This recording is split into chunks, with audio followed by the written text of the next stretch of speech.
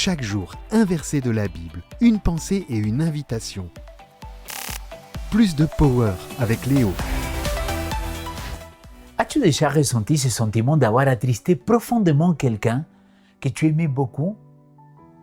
Tu voyais à quel point elle était triste car elle ne s'attendait pas à que tu puisses avoir un tel comportement? Et si je te disais qu'on peut attrister le Saint-Esprit, tu me croirais? Dans le livre aux Éphésiens, l'apôtre Paul dit « N'attristez pas l'Esprit Saint de Dieu, par lequel vous avez été scellés pour un jour de rédemption. » Éphésiens chapitre 4, verset 30. La parole nous enseigne que nos comportements, nos pensées ont le pouvoir d'attrister le Saint-Esprit. Mais peut-être tu te demandes comment cela se produit. Le verset précédent à celui que je viens de lire décrit ce qui peut attrister le Saint-Esprit. Les mensonges, la colère, qui peut nous conduire à faire mal à autrui, le vol et l'utilisation des paroles malsaines. C'est-à-dire, ce qui peine le Saint-Esprit, c'est notre incapacité à aimer l'autre comme nous-mêmes, à aimer Dieu de tout notre cœur, de toute notre âme et de toute notre pensée.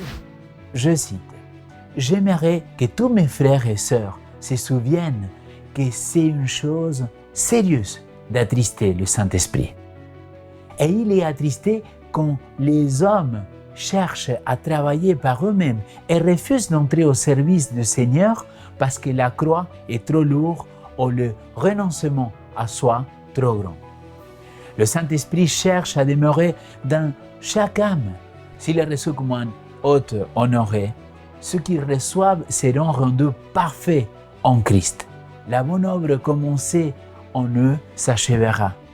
Des saintes pensées et des affections célestes et des actions conformes au Christ remplaceront les pensées impures et les sentiments pervers et les actes de rébellion.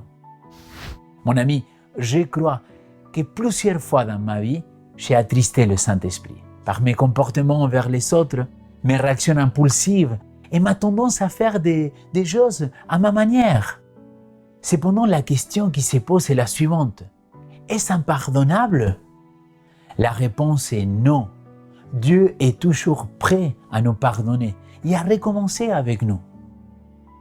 Aujourd'hui, je t'invite à prendre la parole et à relire le passage d'Éphésiens chapitre 4, de verset 20 au 32.